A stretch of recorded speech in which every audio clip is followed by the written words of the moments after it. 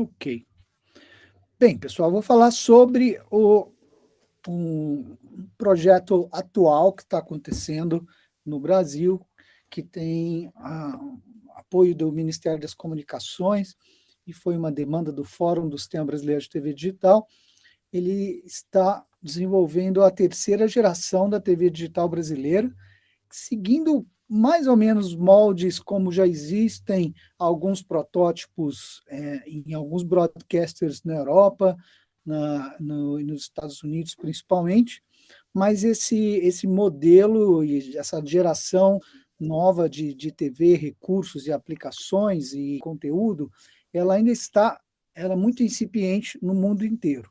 E no ponto específico de TV digital, o Brasil é um dos países que sempre lideraram a inovação, né? Nós temos vários componentes da TV digital brasileira que se anteciparam a outros modelos, e no momento que a nossa surgiu também, lá em 2004, já falando um pouco do histórico dela, foi um primeiro momento em que a academia e as instituições broadcasters do Brasil se juntaram num trabalho de cunho nacional, né, para desenvolver um sistema que tivesse seus componentes do top de linha no mundo na época.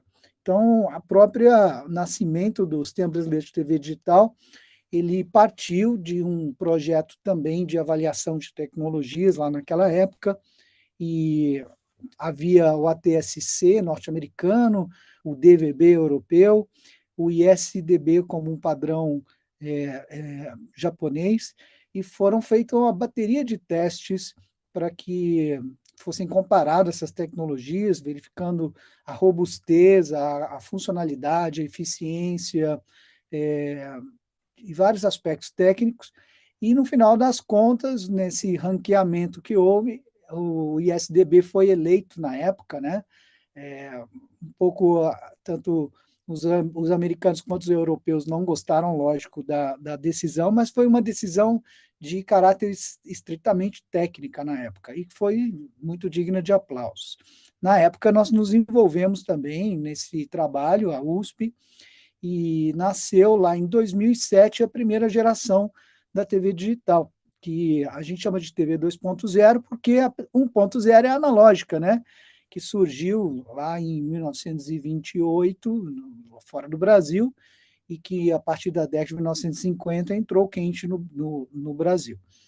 Então, a segunda geração, que é a digital, a primeira digital, veio em 2007. Já a partir de 2012, já víamos um aquecimento no mercado, também suportado aí por legislação que estimulava as empresas com facilidades para que colocassem algumas tecnologias no mercado, estimulando essa migração, né? A migração da analógica para a digital ainda está em curso, existem poucos lugares ainda que não tem uma migração concluída, mas a grande maioria do país já está operando com a TV digital, sendo que a analógica já deu espaço, né, a sua faixa de frequência já foi dada para outros serviços, né? E de 2012 em diante, as TVs já saem, né, já compra a TV nas Casas Bahia, com, por exemplo, os componentes da TV digital, como é o caso do Ginga, que foi um middleware inventado aqui no Brasil para permitir aplicativos. Aqui mais próximo, em 2020, em plena pandemia, a gente teve movimentos, né, bem significativos, né? A segunda geração da TV digital, que a gente chama de 2.5, ela teve um avanço, ou uma geração mais atualizada do Ginga, chamado Ginga D, e isso também vem ao mercado, é encontrável nas TVs. Ao mesmo tempo, as mesmas TVs que a gente compra nas Casas Bahia, encontra por aí, elas já são dotadas de um monte de chipsets para trabalhar com padrões, né, de TV digital e tecnologias que, infelizmente, estão disponíveis, né, mas elas não têm conteúdo gerado pelas produtoras, pelos broadcasters, para que a gente possa usufruir dessas tecnologias. Está lá os chipsets e temos uma parcela pequena da população e uma parcela pequena do conteúdo produzido que vai ao ar, que tem características de alta resolução, de interatividade e de características digitais. Bem, lá em dezembro de 2020, o fórum lançou o kickoff da chamada para a terceira geração.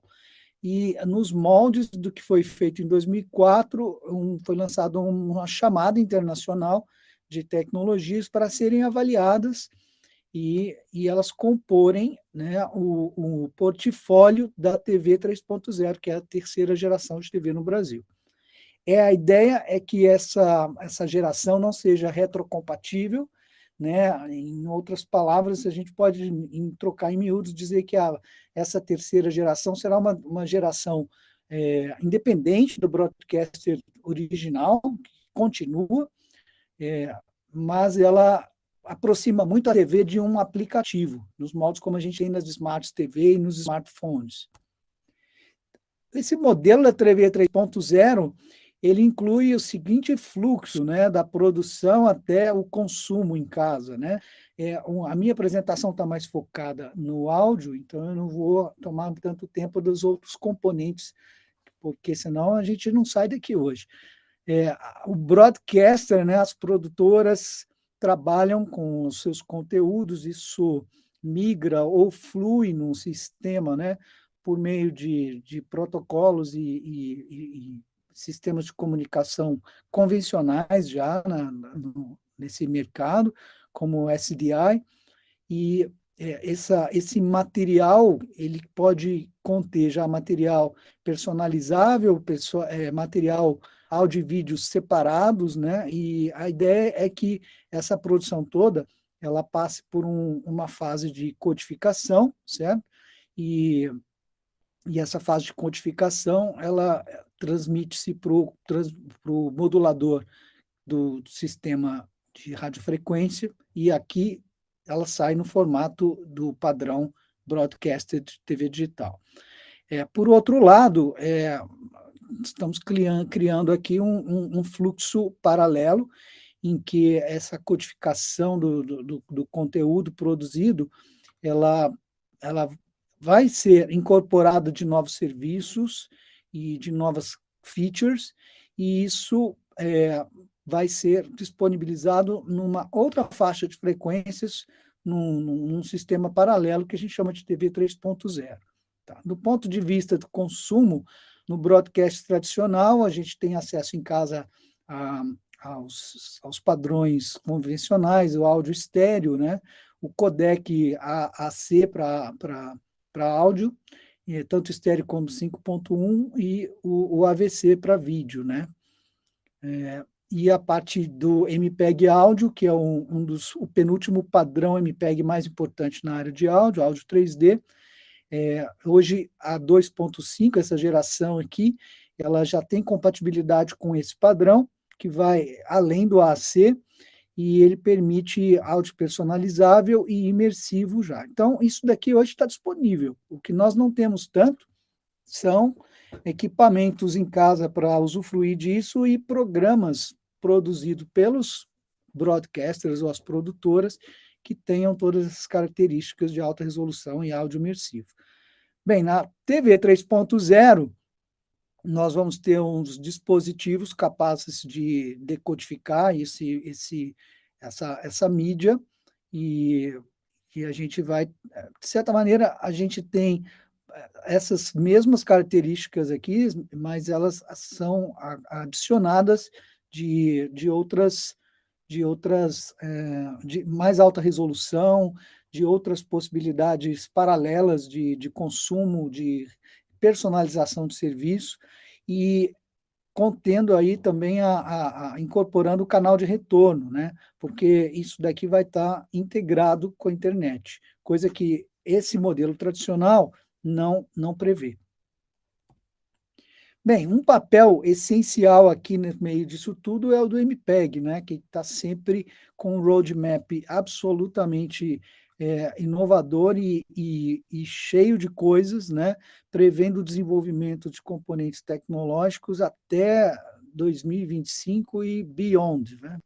Vamos além. Então, aqui esse timeline está mostrando algumas das tecnologias. Então, nós estamos aqui em 2021, né, quase aqui na segunda metade já. Então, aqui a gente tem um monte de forças-tarefas, grupos de trabalhos no MPEG que estão desenvolvendo várias tecnologias que posteriormente vão ser incorporadas, oferecidas, né, para o mercado. Então, é o caso, o MPEG a gente já utiliza os codecs MPEG na TV digital e a chance grande de que a gente continue adicionando os novos componentes que vão vir. Como é o caso do MPEG-I, que eu vou falar aqui, que é o MPEG imersivo que está por vir. O MPEG-H, que tem o 3D áudio, é uma norma da ISO, né? Dá para baixar direto no site da ISO, é uma norma aberta. E o sistema ele contém, né, uma fase de lidar com o material de áudio em si, o áudio core, tem uma parte do sistema MPEG-H responsável pela renderização, né, e uma parte de mixagem, porque a gente pode ter diferentes combinações de objetos sonoros e cenas, e após essa mixagem, uma parte de pós-processamento, e na cadeia final nós temos a decodificação para o sistema de áudio que a gente vai consumir, seja ele de alto-falante, seja ele fones de ouvido. No MPEG imersivo, a arquitetura vai um pouco além, ela usa os blocos do MPEG-H, e o que nós estamos adicionando aqui são as possibilidades de informação do ambiente de consumo. Isso pode afetar ou interagir com a oralização, né, da cena sonora que a gente vai consumir. Outra coisa que a gente pode ter ação sobre essa composição na cena em tempo real é a personalização de conteúdo, utilizar idiomas que isso que a gente já faz, né, em tantos aplicativos de Smart TV, smartphones que a gente já configura. Todas essas configurações elas são adicionadas na TV na 3.0. E mais coisas, né?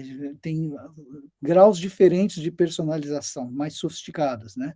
E uma delas é levar em consideração a posição do usuário, né? O posicionamento do usuário naquela cena, né? A orientação dele e mesmo a possibilidade do usuário se transladar dentro de uma cena, né?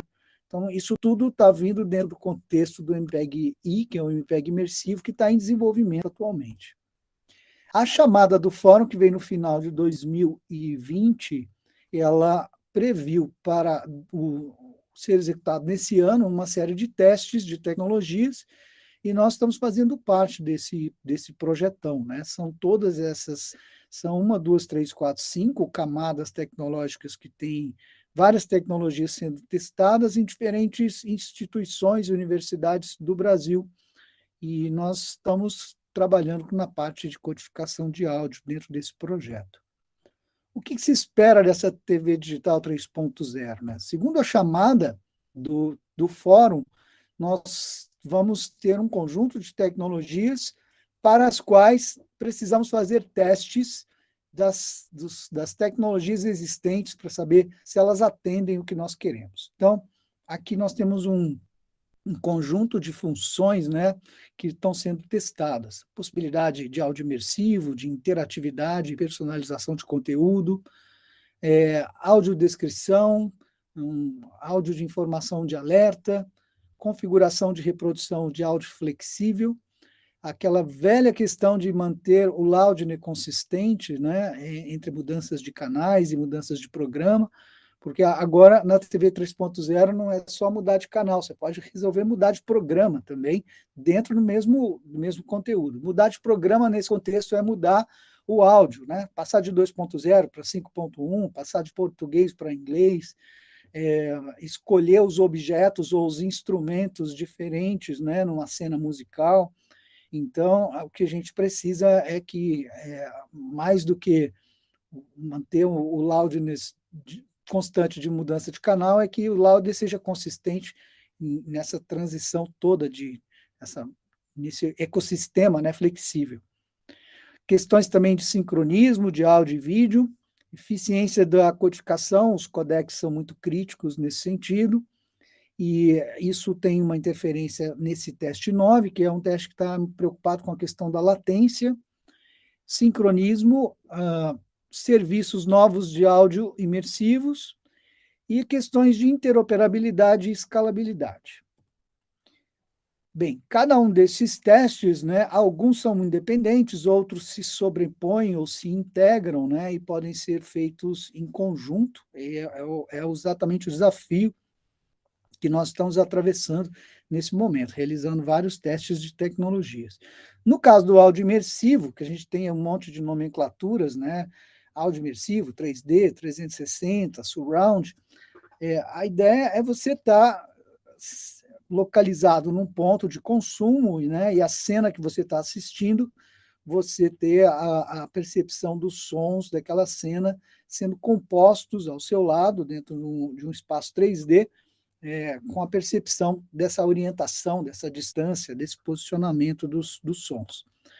E a gente pode criar isso de diversas formas, basicamente por composição de objetos sonoros, que são renderizados no dispositivo, na TV mesmo, em tempo real, ou as cenas que já são pré-gravadas, elas já vêm gravadas num formato 3D, e a gente simplesmente reproduz isso. Na hora de reproduzir esse material, os sons dos objetos, né, da cena têm que ser, eles têm que ser projetados no ambiente de tal maneira que, para a posição de escuta, você tenha a percepção daqueles sons vindo dos lugares de onde eles foram projetados para vir, né? A intenção daquela cena sonora quando foi produzida. Sobre a interatividade, né, ela já existe hoje, a gente usa, no caso do Brasil, um sistema, o Ginga, que é um middleware criado para aplicações de interatividade. E o que a gente pode personalizar? Um monte de coisas. Por exemplo, na parte de áudio, volumes, né, o programa, se tocar, né, o idioma, modo de apresentação, equalização. Mas na personalização a gente pode responder perguntas, por exemplo, um broadcaster mande, ou a gente pode ter acesso, no caso de uma programação de futebol, a todo o sistema toda a tabela de jogos, e você pode abrir essas informações e interagir com essas interações na tela. O serviço de audiodescrição é uma tecnologia que originalmente é pensada para deficientes visuais, mas ela é expandida naturalmente, né, para pessoas com deficiência intelectual e dislexos, idosos, né, um suporte de audiodescrição da cena que a pessoa está vendo. E tem como as possibilidades de configuração disso. Entre os serviços de audiodescrição, tem os serviços de alertas de emergências, né? Nós não temos tanto no Brasil, mas casos de tsunami, bombardeio e situações que o broadcaster tem que interferir na programação, então tem como ele enviar programas que são endereçados, né, misturados na programação que você está assistindo. Sobre a configuração de reprodução de áudio flexível, nós temos que levar em consideração um ecossistema de diferentes configurações de alto-falantes, né, e de modos de áudio para a gente poder ouvir uma cena. Claro, fechou os olhos, o que você vai escutar são o piano vindo daqui, o instrumento vindo dali, os efeitos sonoros vindo de tais e tais posições. Nós não estamos preocupados com os alto-falantes nem com fone de ouvido. A gente está preocupado com os objetos da cena sonora que nós estamos escutando. Mas aqui, no caso, o sistema está preocupado em como ele vai renderizar essa cena virtual usando cenas de alto-falantes reais, né? Então, nós temos muitos sistemas, múltiplos modos de fazer isso. No caso da TV 3.0, a gente vai testar diferentes configurações de áudio. Isso daqui é uma das tabelas que tem na chamada internacional. Essa chamada está disponível, ela é aberta, está no fórum SBTVD. Estão comigo ainda aí, gente? Estamos sim. Sim. Ei, legal. Então, esses aqui são os diversos exemplos de conteúdo de áudio que poderão chegar na sua casa lá com o sistema de TV 3.0 e que o seu reprodutor vai ter que ser capaz de tocar. Ele tem que ser compatível com o estéreo, com 5.1, tem que o 5.1 com audiodescrição no idioma, informação de alerta, 5.1 com 2 idiomas. Então, diversos modos, né, que o produtor pode escolher, né, como é que ele quer mandar aquele som. Ele vai mandar aquele som em quantos canais, como é que vai estar a distribuição dos objetos sonoros nesses formatos, e também se tem programas adicionais que você poderá personalizar a sua escuta e escolher, né? Qual que é a mixagem que você quer escutar e qual que é o idioma que você quer escutar. Então, esses conteúdos eles são compostos e nós vamos testar a compatibilidade do sistema em reproduzir esses conteúdos. E a possibilidade da pessoa, né, mudar o conteúdo a seu bel prazer. Os aspectos técnicos envolvem aí o loudness. Loudness na área de broadcaster, nós temos algumas normas definidas, né, muito utilizadas. Tem atualmente uma norma ISO e uma norma da EBU, que veio um pouco depois da principal norma ISO de medição de loudness, que é a R128. E a questão do loudness é que, diferente de como ele era pensado anteriormente, aquele velho VU que nós vemos, né, desde a época analógica, hoje o áudio, ele talvez a escala mais festejada de medida é o LUFS, e a gente tem uma medida de áudio de 3 momentos. Você pode ter um áudio integrado, que é um áudio que se calcula qual que é, como se fosse um valor médio por um certo tempo, um prazo maior. Você tem o loudness, que é calculado como se fosse uma média móvel, né, utilizando uma janela de tempo mais curta para você poder capturar as alterações do loudness que são normais numa programação, né, num capítulo de novela, num filme de ação. Então, esse loudness ele vai variando. E, em última instância, a gente tem a medida do pico, né, do instantânea do loudness também. Então, por questões psicoacústicas, para que a gente possa manter o loudness consistente ao longo de uma programação ou ao longo de uma mudança de um programa para outro, a gente tem de ter medidas essas três medidas diferentes para que o sistema possa fazer os seus ajustes e lhe parecer, do ponto de vista psicoacústico, que a gente tem um loudness consistente. Sobre as mudanças contínuas de configuração, a ideia do fórum é a busca da transição contínua. Então, por exemplo, a gente vai mudar de configuração, eu quero usar 5.1, mas agora eu quero usar o 5.1 com alto-falantes superiores. Quando eu fizer essa transição de mudar a forma de escuta, a ideia é que o programa não seja interrompido, ele seja uma transição contínua, sem artefatos. Então, tem algumas situações críticas que a gente quer testar, se as mudanças de configuração não interferem no fluxo natural sem artefatos dos programas, né? Sobre a eficiência de codificação de áudio, classicamente, nós temos medidas comparativas entre diferentes codecs que usam 2 parâmetros. O bitrate, né, que quantos kilobits por segundo, né, é a banda utilizada, versus a qualidade, né? Via de regra, quanto menor o bitrate, a qualidade tende a cair. Mas ao longo dos últimos 15, 20 anos, a gente teve avanços significativos, né, A gente pode ver aqui, nós temos nesse quadro aqui diferentes codecs que surgiram em épocas diferentes, e a gente verifica que nós temos para bitrates cada vez menores, faixas de qualidade que são bastante suficientes. E a gente também tem medidas de testes subjetivos para verificar, né, o ponto de vista da qualidade final, comparando diversos codecs. Então, essas duas comparações de qualidade versus bitrate, elas constantemente são utilizadas para a gente poder fazer seleção de qual codec vai ser utilizado nas TVs digitais. Sobre a latência e sincronismo, isso tem muito a ver com aquela questão do tempo que demora, né, para que o conteúdo sendo produzido ou sendo tocado lá na produtora e depois diversos conteúdos vão ser combinados numa unidade de autoração, e isso passa por um codificador e ele segue todo aquele fluxo até os receptores finais, né, e o seu dispositivo de escuta.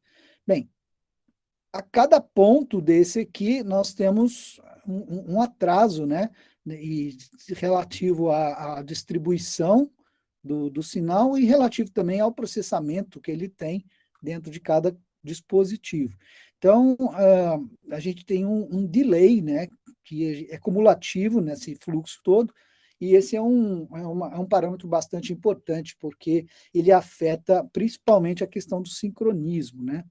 E esse sincronismo, ele leva a algumas situações que são indesejáveis, como o famoso problema do lip sync, quando você vê a pessoa está falando, mexendo os lábios, mas o som dela ou se vem antes ou vem depois, né? Está desincronizado o áudio com o vídeo. Então, isso ocorre porque nesse fluxo de processamento aqui, o custo computacional e o atraso de transmitir uma banda mais larga de dados de vídeo é diferente do de áudio. Então, quando chega o áudio e vídeo no dispositivo final para ser combinado e apresentado a você, eles vão estar chegando em tempos diferentes, vão estar sendo projetados em tempos diferentes. Então, as compensações têm que ser feitas, né? E é muito comum nos dispositivos, já atualmente, você encontrar opções para poder fazer esse ajuste, né? Você verifica que está havendo um problema de lip sync, então precisa adicionar aí um atraso para o áudio para que se retorne novamente ao sincronismo. Então, esse é um aspecto crítico, é um aspecto de qualidade para a TV digital 3.0. Um aspecto novo que na TV 2.5, que é atual hoje, não existe, é a incorporação de novos serviços que a gente tem em diferentes plataformas, como jogos e parte de realidade virtual. Essas aplicações vão ser incorporadas na TV 3.0. Então, a gente vai ter aplicações que tragam aí o mundo da realidade virtual, da realidade aumentada e da realidade estendida, né? E aqui tem uma boa figura que mostra como esses termos eles jogam entre si, né? A realidade estendida, na verdade, ela seria a instância que acomoda, né, a realidade virtual e a realidade aumentada, né? E a realidade virtual com a realidade aumentada mistura as duas coisas e o que a gente tem é a realidade mista, né? Então, aqui nós estamos falando da possibilidade de combinar no nosso ponto de observação e de escuta, como usuários, a combinação de diferentes ambientes. No caso, diferentes ambientes sonoros, né? E um outro aspecto que é inovador, está sendo desenvolvido o suporte a essa tecnologia no MPEG imersivo, é o suporte aos 6 graus de liberdade, os 6 degrees of freedom, né? Hoje a gente tem a possibilidade de parados, a gente tem 3 possibilidades de modificação angular para a gente poder cobrir, né, o nossa, os 360 graus, incluindo incluindo a elevação, mas isso não nos permite fazer uma translação. Quer dizer, eu saí de uma posição da cena, né, uma cena de novela num restaurante, e eu foi filmado ali aquela conversa numa mesa de restaurante, de um casal, etc., conversando, mas de repente está me interessando ir lá no balcão, né, e eu ver essa cena, mas de outro ponto de vista. Então, eu vou ter a possibilidade de transladar para um ponto, segundo ponto, né, nessa cena, e essa translação ela é prevista aqui, né, onde além dos graus, 3 graus de liberdade que eu tenho no sistema atual, eu também vou poder me transladar na cena.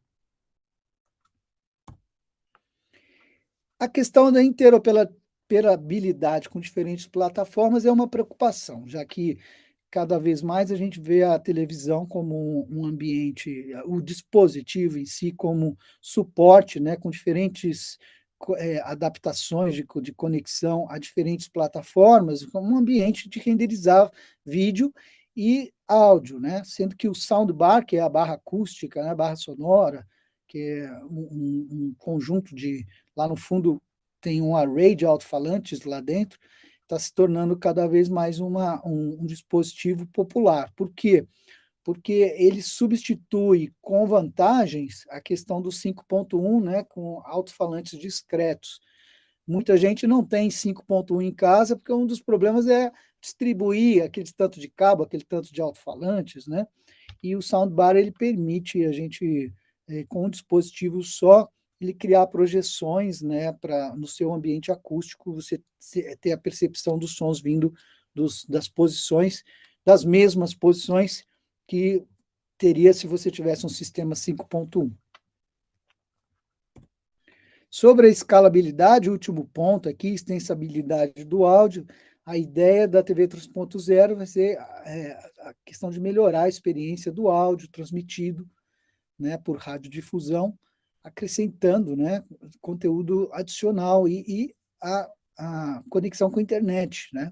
Então, novas opções de comentaristas de esportes, novos aportes de conteúdos adicionais que poderão ser incorporados na sua reprodução do seu programa em tempo real. Então, isso envolve uma extensibilidade, né, e suporte a novas configurações e outros recursos. Inclusive, o próprio MPEG-I tem recursos que estão sendo desenvolvidos que poderão, num segundo momento, ainda ser adicionáveis aqui, nesse sistema. Bem, essa é a visão geral que o projeto tem, eu espero que não tenha tomado tanto tempo de vocês assim, e apresentado aí pelo menos um gostinho, né, desse universo que nos espera aqui. Mas eu gostaria de finalizar dizendo que o seguinte, o que é muito importante nesse contexto é sensibilizar os produtores de conteúdo e que essa cadeia só funciona, não depende só do broadcaster, né? Ela depende dos produtores de conteúdo, depende também do interesse dos usuários, né? E eu acho que uma coisa é facilitadora e uma coisa puxa a outra, né? A disponibilidade de conteúdo, ela sem dúvida, ela estimula a pessoa a buscar a tecnologia para tocar aquele conteúdo, interagir com ele. E, para o lado do produtor, a disponibilidade da tecnologia estimula que eu possa, então, propor novos formatos, né, de programas televisivos, programas de realidade virtual, imersivos, que hoje não vão ao ar porque a tecnologia não permite, mas amanhã vai permitir. João, a palavra é tua. Bom, muito obrigado, professor Regi, parabéns aí pela apresentação. E agora eu abro para perguntas, para quem quiser. Fala, Roberto, pode mandar. Acho que minha pergunta é exatamente com o final da fala. Eu fiquei curioso, assim, né? Tem tanta coisa sendo desenvolvida e eu queria saber se já existe algum caso de alguma. Eu, por exemplo, não sabia que a TV podia transmitir 5.1, né? E eu queria saber se tem alguém que está usando isso fora do Brasil, dentro do Brasil, que é super legal isso, e eu não sabia. Tem sim, ô Roberto. A sua TV, se não for igual a minha, porque eu tenho uma TV um pouco mais antiga em casa, mas Aham. se você for nas Casas Bahia nos últimos 3, 4 anos, você tem sim suporte MPEG-H em casa. Você pode comprar um soundbar e selecionar a Globo, SBT, Rede TV, várias televisões abertas já transmitem conteúdo em 5.1. Que legal. Você só faria a seleção e escuta. Então, isso está disponível. Alguns canais você não vai encontrar programação 5.1, mas é porque Sim. ele não está disponibilizando aquele programa, mas o canal e o espaço para isso existe. Entendi. Que legal. Né? Eu não sabia disso. Pensei que era tudo sério. TV aberta, assim. Interessante. O que nós vamos ter diferente, o 5.1, na verdade, é uma tecnologia planar. Então, você tem o 360, mas a elevação, tecnicamente, não tem. A não ser que você tenha um sistema de alto-falantes capaz de fazer isso. Um soundbar pode fazer isso, e no TV 3.0 a gente está estudando formatos que tenha alto-falantes em elevação. Então, são formatos que permitem você projetar sons na elevação. Entendi. Então, acho que esse é um aspecto interessante, né? Que a Ambisonics, que é uma técnica de codificação para espaço 3D bem festejada e antiga já, né? Aham. De tempos em tempos ela é reescrita aí com alguma cara, alguém dá uma roupagem nova para ela e dá um outro nome, e muitas vezes um nome de marketing, porque alguém vai comercializar alguma tecnologia baseada em Ambisonics, mas lá no fundo os componentes são os mesmos que o Michael Gerson, que foi um matemático na década de 70, compôs, e isso já existe desde 1970. A dificuldade é a gente ter os dispositivos em casa e os programas produzidos com esse formato. Sim. Beleza. Obrigado. Professor Bruno levantou a mão. Bruno Mazeiro, quiser fazer a pergunta. Oi, Regis, tudo bem? Fala, Bruno. Seja bem-vindo. Obrigado. Uma pergunta bem objetiva. Você mostrou aquele timeline de desenvolvimento do MPEG, que é absurdo, né? Incrível. Que absurdo, O que o Brasil está fazendo ali? Que grupos você conhece que está participando? Qual que é a participação brasileira nesse gráfico enorme? Temos grupos trabalhando com a parte de... O MPEG também inclui um grupo forte do imagem, JPEG, né? Que todo mundo conhece o JPEG como formato de imagem, e é mesmo, mas o JPEG está incluído, ele é um formato ISO, e tem um grupo também que está trabalhando junto disso. O pessoal trabalha muito com vetorização 3D e técnicas de renderização para isto, técnicas ainda de compressão melhoradas para a imagem, parte vetorial, e tem um pessoal no Brasil que tem trabalhado com isso. E na parte de MPEG, a parte de video coding, tem um grupo, algumas pessoas de empresas e algumas universidades, a UNB, a UFRJ e basicamente essas duas têm a maior parte de colaboração atual brasileira nesses grupos. Eles estão trabalhando basicamente na parte de vídeo com HDR, PVC, são os sistemas de bitrate mais alto e de profundidade maior. Isso na parte de vídeo. UFRJ é o pessoal do Eduardo, né? Na UFRJ, sim, eu acho que eu não conheço tanto o pessoal, mas tem sim, tem Eduardo, sim. Os nomes agora você me pegou, eu não sei se eu vou te poder Mas e no nosso lembrar de mundinho do cabeça. áudio? De áudio tem muito pouca gente.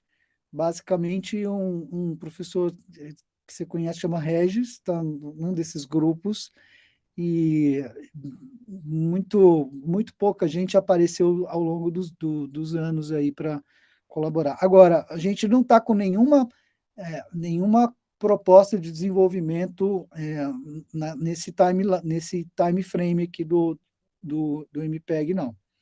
Alguns grupos da UNB e da UFRJ, sim, tem alguns componentes que eles estão participando, propondo alguns algoritmos e algumas tecnologias. Mas Mas na aí dentro parte da de parte de áudio, vídeo. é mais na parte de vídeo. Na parte de vídeo, na parte de JPEG, tem um pessoal trabalhando. Legal. E, Ou seja, e tem muito espaço ainda. tem muito espaço ainda, eu acho que esse espaço tem que ser mais bem ocupado. Ele é mal ocupado hoje. A gente já teve momentos que a comunidade brasileira participou mais do MPEG. Tanto é que o MPEG, né? O MPEG, para quem não conhece, ele tem 4 reuniões anuais, e essas reuniões, quando não havia pandemia, eram todas presenciais, e cada uma das 4 reuniões era num lugar diferente. Na Suíça, nos Estados Unidos, na Austrália, Sim. no Japão, só grupos realmente que tinham suporte financeiro para enviar os seus pesquisadores para essas 4 reuniões poderiam participar, né? Conseguem participar. Nos últimos 2 anos, nós tivemos aí um aumento exponencial do número de pessoas participando do MPEG, porque os participantes são indicados as instituições normatizadoras de cada país, né? No caso do Brasil, é a ABNT que indica os representantes, e houve a possibilidade de um monte de representantes de N países que não tinha condição financeira de participar, nem como ouvinte, muito menos como proponente de tecnologias, de participar. Então, a gente tem visto reuniões aí, as reuniões são pelo Zoom, e são excelentes, né? Tem algumas características interessantes e um pouco estranhas até nessas reuniões, mas o ponto que eu quero frisar é só o aumento da quantidade de Quantidade pessoas de participando. participantes. Cresceu muito. Você Legal. encontra reuniões aí, as plenárias, né? Que o MPEG é dividido em sistemas, tem MPEG sistemas, MPEG áudio, MPEG vídeo, e tem mais outros grupos criados recentemente, inclusive um trabalhando está até aqui embaixo, ó, trabalhando com compressão genômica, né? O pessoal que trabalha com codificação para a parte de DNA e biológica, tem um MPEG criado para esse pessoal. Então, esses grupos, eles se reúnem numa plenária, nas reuniões, e essa plenária costuma ter 200, 300 pessoas numa reunião. Ótimo. Obrigado, Regis. Bom, eu tenho uma pergunta a nível de curiosidade, né, como finalizador de áudio. Quando você colocou ali que a medida padrão, né, essa medida de menos 20 lufs, ela já é adotada hoje ou ela será adotada na próxima, na TV 3.0? E se essa normalização ela vai ser bom, provavelmente terá um compressor, algum sistema desse jeito que para você não ter essa inconstância de volume, de trocas de canais. Pergunto porque sempre que a gente vai preparar algum áudio para TV, a gente ainda tem umas variações de pedidos de emissora, diferente de outras formas assim. Por isso que eu pergunto sobre Tá, aquela medida que você mostrou. bem, essa questão do loudness se trabalha em 2 pontas, né? O produtor, ele é o mais interessado para que o seu material ele saia com qualidade e reproduzindo aquilo que a direção artística dele quis fazer, né? Com qualidade. Então, ele vai entregar esse áudio com um formato para o mercado X ou Y. Nós temos aí o mercado europeu, acho que é menos 23 lufs, o brasileiro tem que checar na norma, não é um parâmetro que eu tenho de cabeça, era menos 20 dBFS, mas isso foi atualizado incorporando a escala em lufs. Então, eu não sei se é menos 22 ou menos algo próximo disso, tem que dar uma checada, mas tem sim um valor que é recomendado, né? E do outro lado, na segunda ponta, é a ponta do sistema de consumo, é o seu sistema que, se ele tiver um compensador, né, um compansor para poder corrigir desvios de loudness, né? A sua televisão, se tiver essa possibilidade, seu decodificador, ele pode fazer isso, né? Mas ele vai fazer isso na ponta só como um equalizador, né?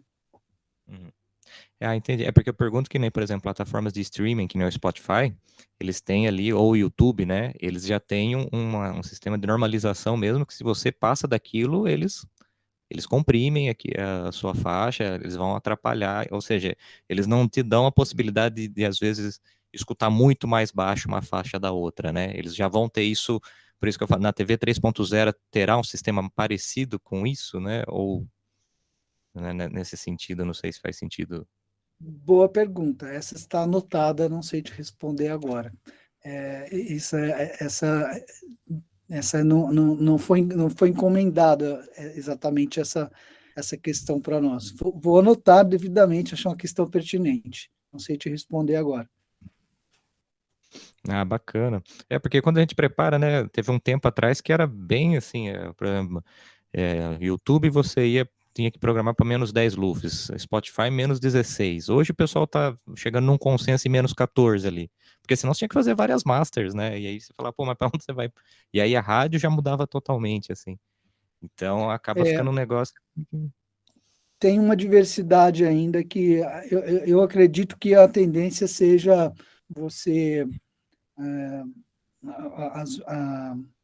As plataformas de consumo, elas corrigirem isso, né, para um determinado valor, e que parte desse trabalho que o produtor deveria fazer, as plataformas de consumo vão fazer. Uhum. Bom, é isso, pessoal. Mais alguma questão? Alguém gostaria de conversar? Alguém gostaria de fazer uma pergunta? Bom, sendo assim, né, também, pessoal, acho que todos têm o e-mail do professor Regis, né, dá também para continuar essa conversa. E o que eu gostaria de pedir para todos que estão aqui, antes de nós finalizarmos, era que abrissem a câmera, quem puder, claro, para nós tirarmos uma foto, né, para a gente ficar com uma recordação, eu fazer um print aqui.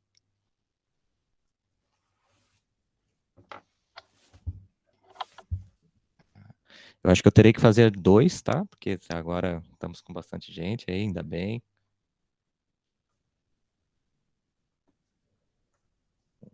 Dá para você pegar várias pessoas aí? Eu consigo pegar até 9. Tá faltando mais 3 pessoas. Aqui. Mais uma.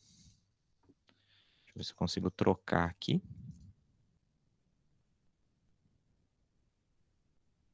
E se você for mudar o layout, você pode pôr mais pessoas. Ah, é? Eu consigo mudar? Ele Ah, está aqui eu limitado a tenho. 9. Só você Legal. for aumentar o layout para 16 e aí você consegue ver todo mundo. Ah, agora deu certo. Parabéns pela apresentação, viu, Regis?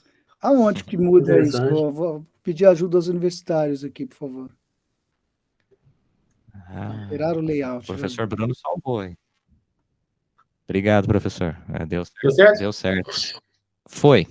Muito bom. obrigado, pessoal. Muito Até obrigado mais. mesmo. E agradecendo mais uma vez em nome do LATME a presença de todos aqui, agradecendo todas as apresentações, as indagações, e que nós continuemos em contato. Obrigado. Professor Regis, se quiser Obrigado a todos pela presença. Sucesso no nosso seminário de hoje. Obrigado, João, pela organização. Deu tudo certo. Ficamos bastante satisfeitos. Um abraço a todos, então. Até mais, pessoal. Tchau, tchau.